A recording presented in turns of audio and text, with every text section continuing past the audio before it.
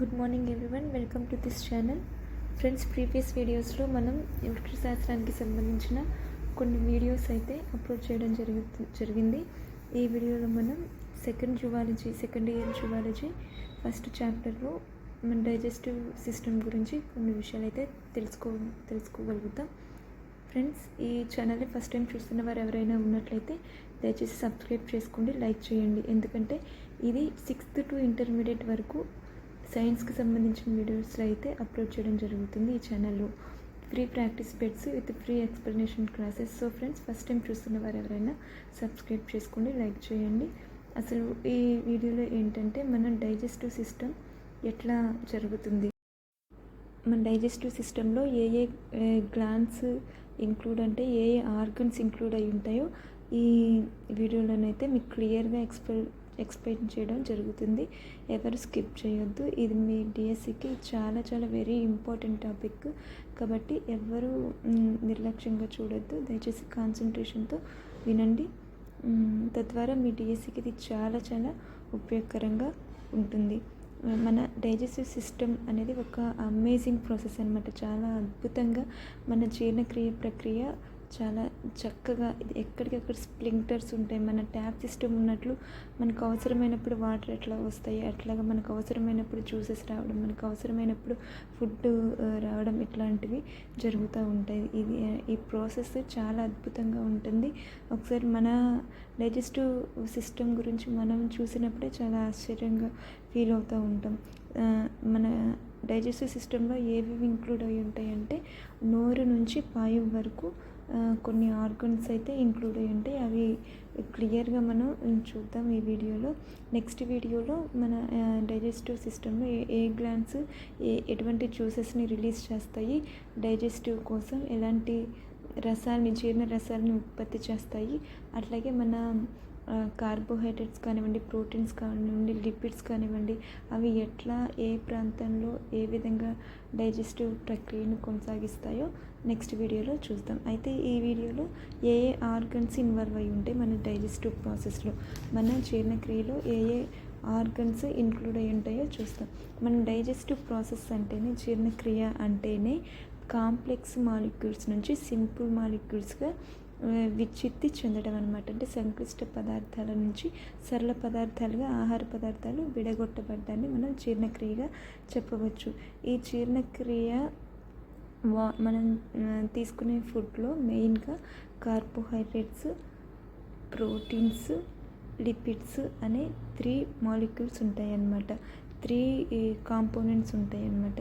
ఈ carbohydrates, proteins, lipids ఈ complex సంక్లిష్టమైన పదార్థాలు. కార్బోహైడ్రేట్స్ అంటే పిండి పదార్థాలు, మాంసకృతులు, క్రొవ్వులు అన్నమాట.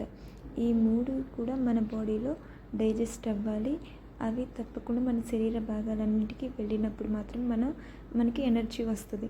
మిగిలిన విటమిన్స్ కానివ్వండి, వాటర్ కానివ్వండి, ఇవన్నీ ఏంటంటే డైరెక్ట్గా రక్తంలోకి శోషించబడతాయి.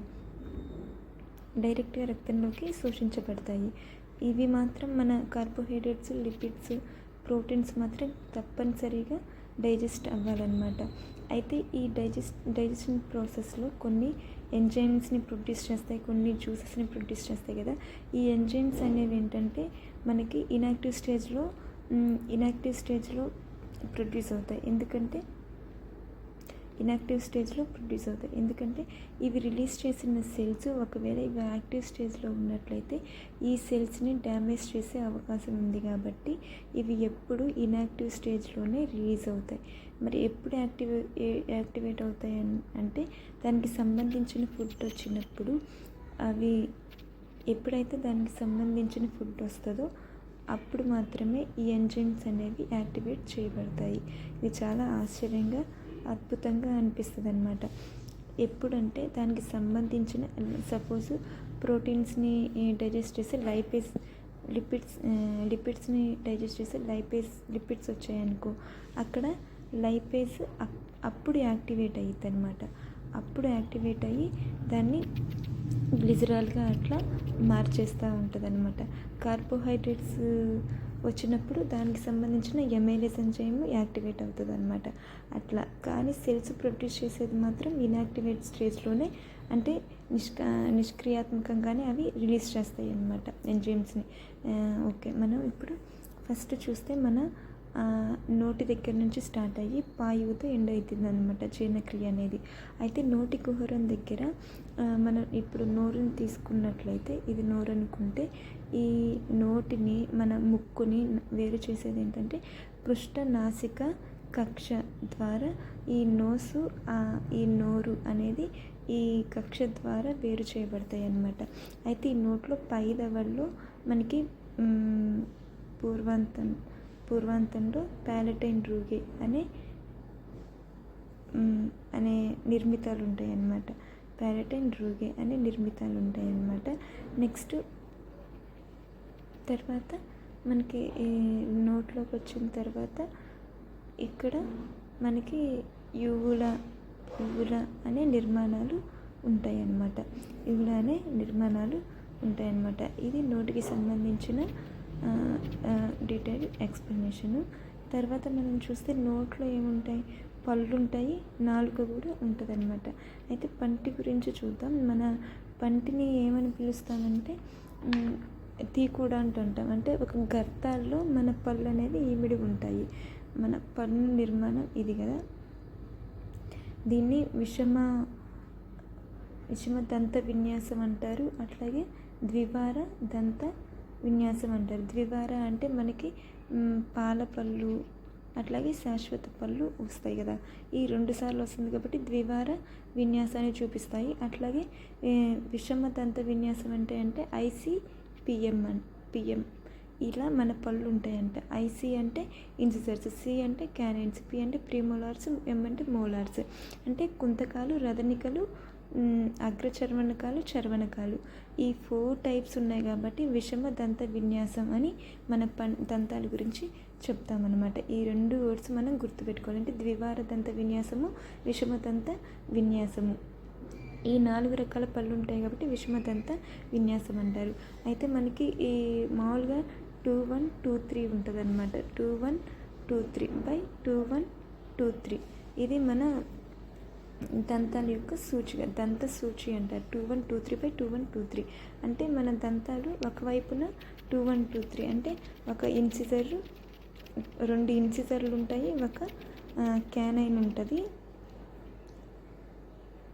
ఒక్క నిమిషం.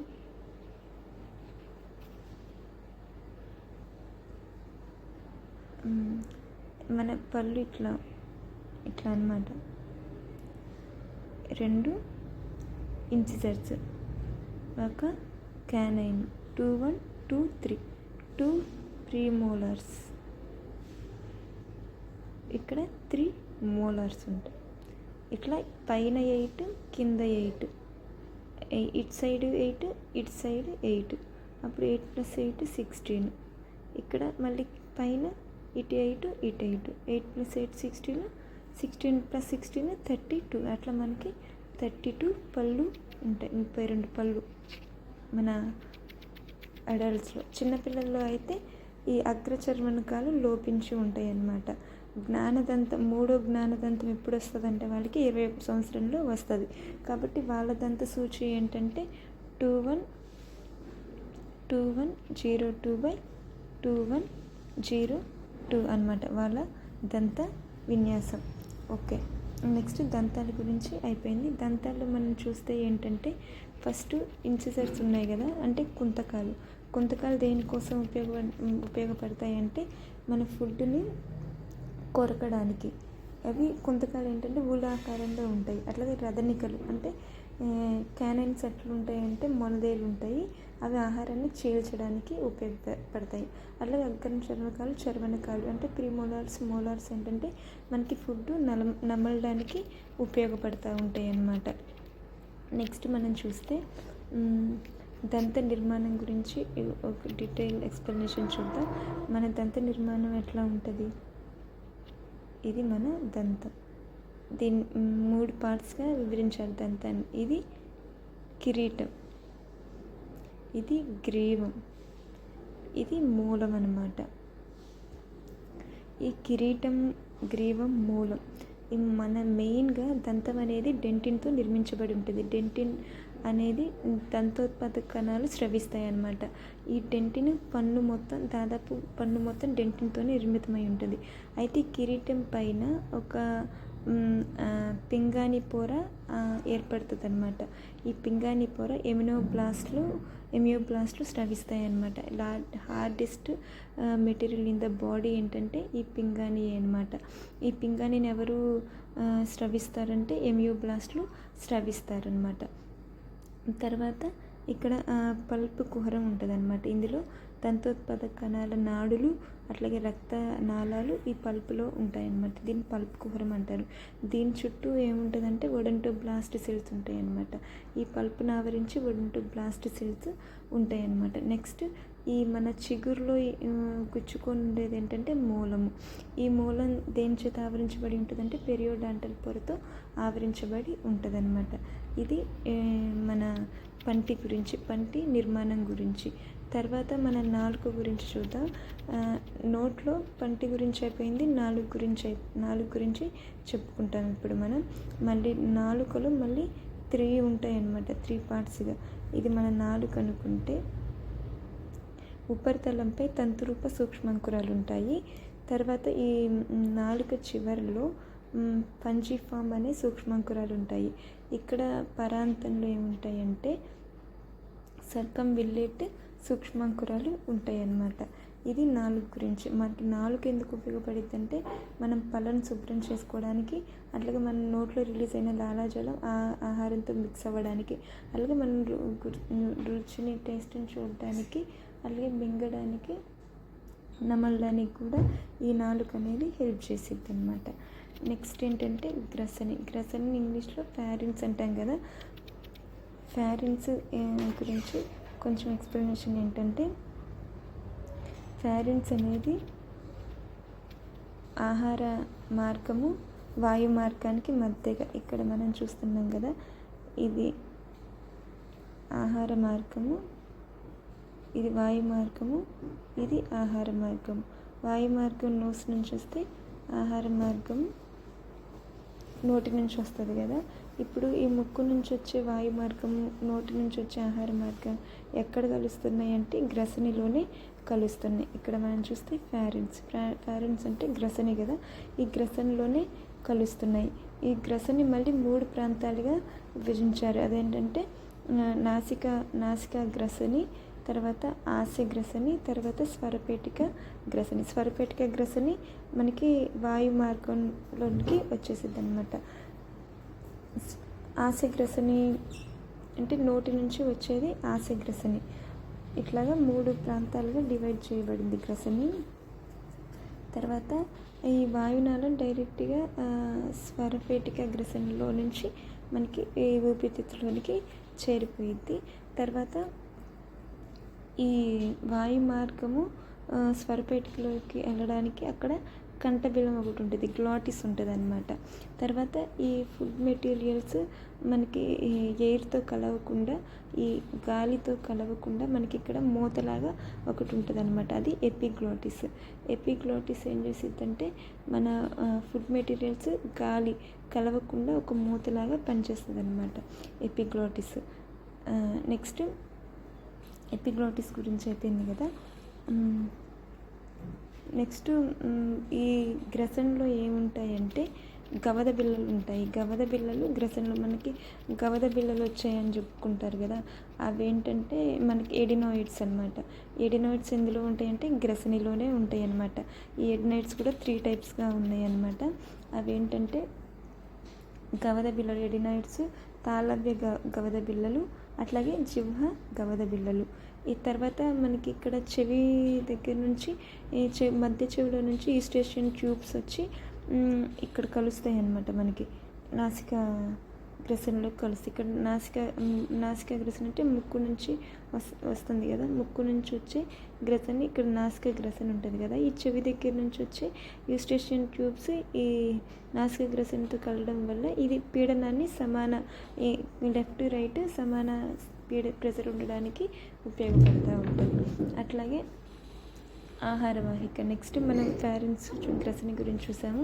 ఇప్పుడు ఆహారవాహిక లారిన్స్ గురించి, ఈసోఫాగస్ గురించి చూస్తామన్నమాట. ఈసోఫాగస్ ఏంటిదంటే అది పల్చగా ఒక పెద్ద నాళం అనమాట. ఇది జఠర ఆహారవాహిక లేదా హృదయ సంవరణి ద్వారా జీర్ణాశయంలోకి తెరుచుకుంటుంది అనమాట. ఇక్కడ జఠర ఆహారవాహిక లేదా హృదయ సంవరణి ఉంటుంది అనమాట. దీని ద్వారా స్టమక్లోకి అంటే జీర్ణాశయంలోకి తెరుచుకుంటుంది. ఈ జీర్ణాశయం ఏంటిదంటే జే ఆకారంలో ఉండే మనకి ఉబ్బే లక్షణం ఉంటుంది అనమాట. ఈ జీర్ణాశయంలో అంటే అది పగిలిపోదు కానీ ఉబ్బుతుంది అనమాట. స్ఫీతి చెందగల నేచర్ అనమాట. ఇది జే ఆకారంలో ఉండేది స్టమక్. దీనికి 3 భాగాలు ఉంటాయి అన్నమాట ఈ స్టమక్లో. ఇక్కడ పిక్చర్ చూస్తే ఇక్కడ హార్దిక జీర్ణాశయం, ఇక్కడ పండిక్ జీర్ణాశయం, అట్లాగే ఇక్కడ జఠర నిర్గమ జీర్ణాశయం ఉంటుంది అనమాట కింద. ఈ పండిక్ జీర్ణాశయంలోనే మొత్తం జీర్ణక్రియ ప్రాసెస్ జరుగుతుందన్నమాట. నెక్స్ట్ తర్వాత ఇక్కడ జఠర నిర్గమ జీర్ణాశయం చిన్న ప్రేగులోకి తెరుచుకుంటుంది. మళ్ళీ చిన్న ప్రేగులో మనకి 3 పార్ట్స్ ఉన్నాయి అన్నమాట. అదేంటంటే ఆంత్రమూలం అంటే డియోడినం, తర్వాత జజునం, అట్లాగే శేషాంత్రికం అంటే ఈడియం. ఈ ఆంత్రమూలంలోకి తెరుచుకుంటుంది అనమాట. ఏంటిది? ఇది అన్నవాహిక స్టమక్లో తెరుచుకుంటే స్టమక్ చిన్న ప్రేగులోని ఆంత్రమూలంలోకి తెరుచుకుంటుంది. ఇక్కడ ఈ కొత్త స్ప్లింక్టర్ ఉంటుంది అనమాట.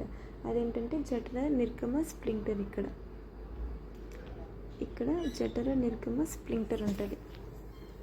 దీని ద్వారా స్టమక్ అంటే జీర్ణాశయం చిన్న ప్రేగులోకి తెరుచుకుంటుంది. చిన్న ప్రేగులో ఫస్ట్ పార్ట్ ఏంటి? ఆంత్రమూలం, డియోడినం కదా, అందులోకి తెరుచుకుంటుంది అనమాట. ఆంత్రమూలము తర్వాత జజునంలోకి తెరుచుకుంటుంది అనమాట. కొంచెం మెలికలు పడిన పొడవుగా ఉండి జజునంలోకి తెరుచుకుంటుంది. జజునంలో నుంచి శేషాంత్రికం అంటే ఎక్కువ మెలికలు పడిన పార్ట్ అనమాట, చిన్న ప్రేగులు, అందులోకి తెరుచుకుంటుంది. తర్వాత ఆంత్రమూలం ఉంది కదా ఇందులోకి ఇక్కడ మనం చూస్తే ఇక్కడ కాలేయం ఉంది, ఇక్కడ క్లోమం ఉంది. ప్యాంక్రియాస్ అంటే క్లోమం కదా.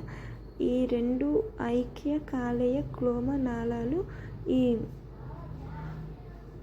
ఆంత్రమూలంలోకి తెరుచుకుంటాయి అన్నమాట. నెక్స్ట్ శేషాంత్రికం, last part of the small intestine ఏంటిదంటే శేషాంత్రికం. ఈ శేషాంత్రికం ఏంటంటే పెద్ద పేగులోకి తెరుచుకుంటుంది. మళ్ళీ పెద్ద పేగులో 3 పార్ట్స్ ఉన్నాయి. ఈ పెద్ద పేగులో మళ్ళీ 3 పార్ట్స్ ఉన్నాయి. అదేంటంటే అందనాళము, కోలైన్, లాస్ట్ పురుషనాళం అనమాట. ఈ అందనాళంలో ఇక్కడ ఒక ఎక్స్ట్రా పార్ట్ ఉండిద్ది. అది మనం వెస్టిజియల్ ఆర్గన్ అంటారు. దాన్ని ఏంటంటే అవశేష అవయవం అంటారు. దాన్ని క్రిమిరూప ఉండుకం అంటారు. అట్లాగే ఉదర గవద బిళ్ళ అంటారు. మనకి గవద బిళ్ళలో మామూలుగా గ్రసన్లో కనిపిస్తాయి, ఫారెన్స్లో కనిపిస్తాయి. కానీ మనకి అందనాలలో కనిపించే గవద బిళ్ళ పేరు ఏంటంటే ఉదర గవద బిళ్ళ. ఈ ఉదర గవద బిళ్ళ ఏం చేస్తుందంటే ఎక్స్ట్రా మనకి ఉపయోగపడని అవయవం అనమాట. అంటే అవశేష అవయవం అనమాట ఇది అపెండిక్స్ అనేది. తర్వాత ఈ అందనాళంలో అందకోశం ఉంటుంది. ఇక్కడ సూక్ష్మజీవులు సహజీవనం చేస్తాయి అన్నమాట. మనకి మామూలుగా తెలిసిన సూక్ష్మజీవి ఏంటి? ఈ కోలాయి. అది సహజీవనం చేస్తాయి. అది మనకు కావాల్సిన బ్యాక్టీరియా ఇస్తుంది. అట్లాగే అది మన జీర్ణాశయంలోనే నివసిస్తూ ఉంటుంది. అంటే పెద్ద లార్జ్ ఇంటెస్టైన్లో పెద్ద ప్రేగులో ఫస్ట్ పార్ట్లో అంటే అందనాళంలో అందకోశంలో ఈ ఈకోలై అనే బ్యాక్టీరియా ఉంటుందన్నమాట. నెక్స్ట్ తర్వాత అందనాళం తర్వాత కోలైన్లో కొన్ని నిర్మాణాలు ఉంటాయి అన్నమాట. ఉబ్బి ఉన్న నిర్మాణాలు. దాన్ని ఏమంటే హాస్ట్రా అని పిలుస్తారనమాట. అట్లాగే నునుపు నిర్మాణాలను టీలియా కోలై అని పిలుస్తామన్నమాట. ఇది కోలైన్ గురించి. తర్వాత కోలైన్ ఎట్లా మారిపోయిందంటే last part of the large intestine ఏంటిది, అది పురుషనాళంలోకి తెరుచుకుంటుంది అనమాట. ఈ పురుషనాళం ఎట్లా పాయువులోకి తెరుచుకుంటుంది అనమాట. ఈ పురుషనాళం పాయువులోకి తెరుచుకున్న తర్వాత ఇక్కడ 2 స్పింక్టర్స్ ఉంటాయి అన్నమాట. అనియంత్రిత కండరాలతో ఏర్పడిన అంతర పాయువు సంవరణి ఉంటుంది. అట్లాగే నియంత్రిత కండరాలతో ఏర్పడిన బాహ్య పాయువు సంవరణి ఉంటుంది అనమాట. ఇవి ఏం చేస్తాయంటే మనం ఒక్కొక్కసారి మోషన్ బ్యాగ్ ఫిల్ అయినా కూడా కొన్నిసార్లు మనం కంట్రోల్ చేసుకోగలగడానికి కారణం ఏంటంటే ఈ 2 స్ప్రింటర్సే. అంటే ఒకటి నిండిన ప్రేరేపణ కలిగిస్తే ఒకటి కంట్రోల్ చేసుకోగలిగిన స్టెబిలిటీని కూడా కలిగిస్తుంది అనమాట. అదేంటిదంటే అరేఖిత కండరాలతో నిర్మించబడిన అంతరపాయువు సంవరణి కండరాలు, అట్లాగే రేఖిత కండరాలతో ఏర్పడిన బాహ్యపాయువు సంవరణి అన్నమాట. ఇవన్నీ కూడా మనకి డైజెస్టివ్ ప్రాసెస్లో ఉండే ఆర్గన్స్. నెక్స్ట్ వీడియోలో మనం ఈ డైజెస్టివ్ ప్రాసెస్కి అవసరమైన జ్యూసెస్ ఏవేవి రిలీజ్ చేస్తున్నాయి, అట్లాగే ఏ ప్రాంతంలో ఎటువంటి డైజెషన్ ప్రాసెస్ జరుగుతుందో చూస్తాం ఫ్రెండ్స్. ఈ ఎక్స్ప్లెనేషన్ కనుక మీకు అర్థమైతే please do like, share and subscribe. Thank you for watching. Have a nice day.